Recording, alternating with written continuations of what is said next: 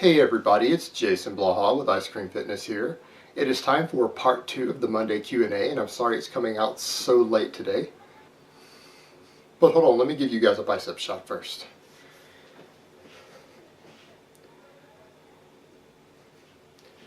And let's get into these questions. Alright, first question. Why do people use short rest periods in DE, which is dynamic effort, training? Surely if you're getting under the bar and moving it fast enough, that's all that matters. Yeah, for speed and power purposes, that is true. That's all that matters, is moving it fast enough for the dynamic effort work. But the reason people do the short breaks, it's a couple of reasons actually. One, because you can. The thing is that dynamic effort work, the individual sets put such a minimal metabolic load individually, even though they have a huge central nervous system load, or peripheral nervous system load I should say, they don't really metabolically fatigue you that much. And it is very possible sometimes within 30 to 60 seconds to regain 100% of your performance again. And here's where that gets really interesting. If you take longer breaks with them, sure, you're getting the power, but you're not getting much metabolic work. But if you take 60 seconds between each one and you end up doing, say, 10 sets of 3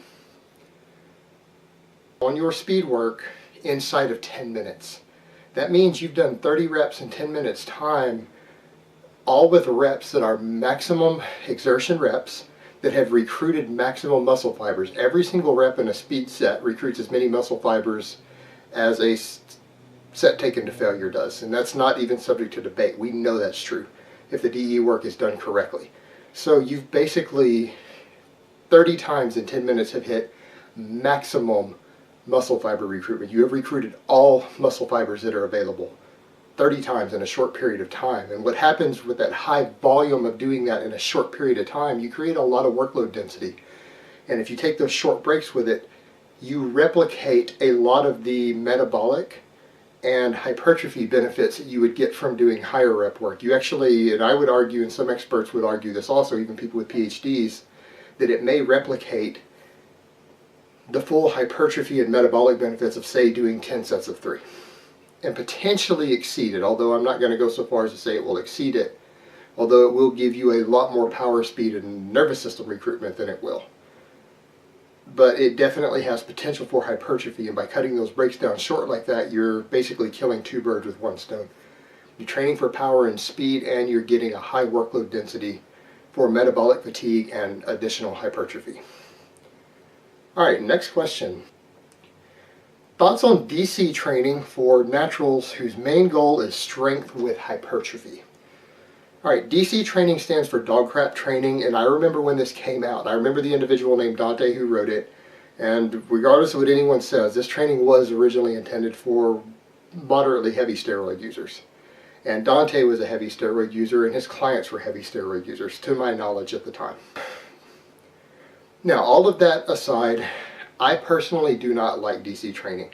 I don't think it's a well thought out principle in a lot of ways. However, a lot of people still get results on it. Even some naturals get good results on it. And it goes back to things I pointed out in the past of just because something isn't efficient or it isn't optimal or it doesn't match what we know about the way the body responds in exercise science to training, doesn't mean that you can't get good gains off of it. You just will not get maximum gains off of it. And if most people are training really, really hard on any system, even a system that's not that great, but still offers decent progressive overload and plenty of compound movements, and if they only get 70% of the muscle mass they would have gained over 2 or 3 years on a more optimal system, that's still going to be over 20 or potentially 30 pounds of muscle that they might have gained coming from their untrained state. So when you put that in perspective, it is still possible to make very exceptional gains on a bad program as long as it follows enough basic principles and the people doing it are training hard enough for a person to make good gains.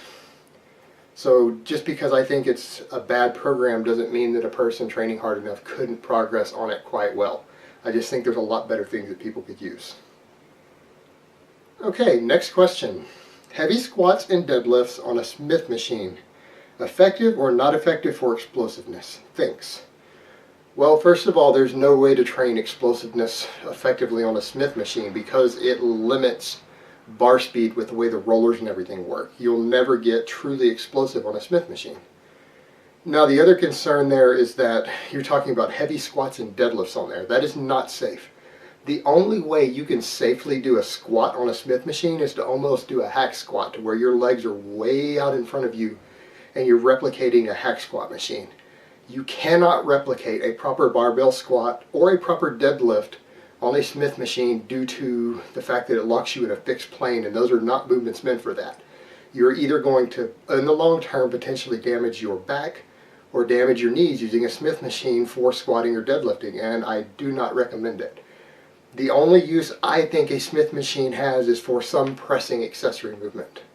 Outside of that, I don't think there is anything other than pressing that a person really has any business doing on a Smith machine.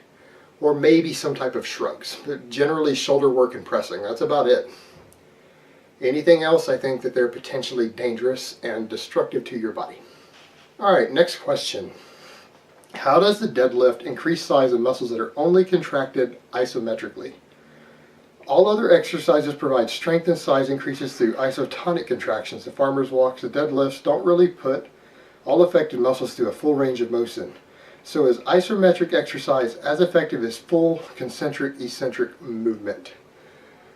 To answer the question, no, it isn't as effective. But if you're already on a decent training program, a lot of these muscles are getting hit through full ranges of motion also. And this isometric type work, or the partial range of motion work, or stability work that you're doing with a lot of these support muscles, does add to the cumulative effect and the cumulative workload on those muscle groups throughout your weekly program. And so they do help add additional hypertrophy. Now, they may not always be the best way to primarily develop those muscles, all those support muscles, but they do add to the load. And you would probably want to do, obviously, other lifts that affect them in other ways and move them through different ranges of motion for maximum development. But these lifts absolutely do carry over and contribute to that. And yes, they can induce some hypertrophy on their own in those muscle groups, but not as much as doing proper full range of motion work would. But their impact can be significant. Alright, last question.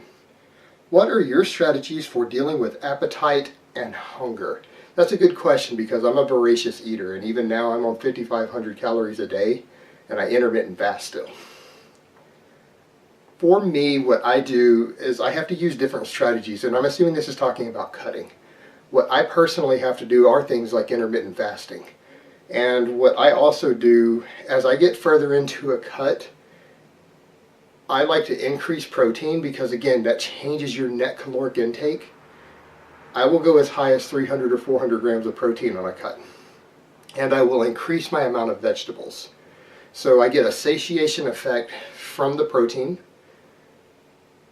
and the thermic effect from it, so it effectively lowers my net calories. And on top of the fact, I will load in tons of vegetables. And when I'm cutting, if I'm having problems with hunger issues,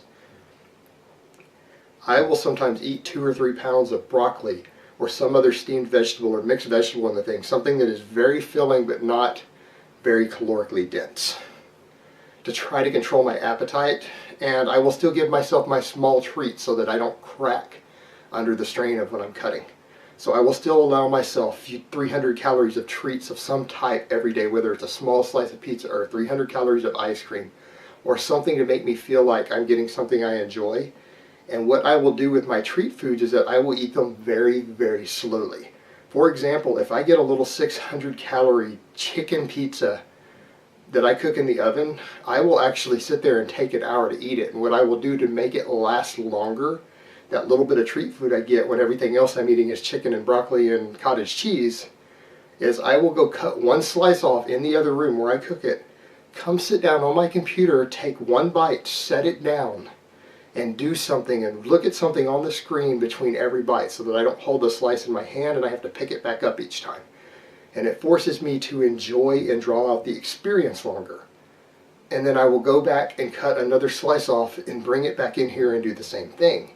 And for me, what that lets me do is use my treat foods to really draw out the experience of them while not getting very many calories, so that I get to experience eating them for a longer period of time. And then my other fallback strategy after that is simply tons of diet soda. Diet soda on a cut is a lifesaver. Alright guys, that's really all I have to say on that today. I hope it has been informative, and I will talk to you guys next time.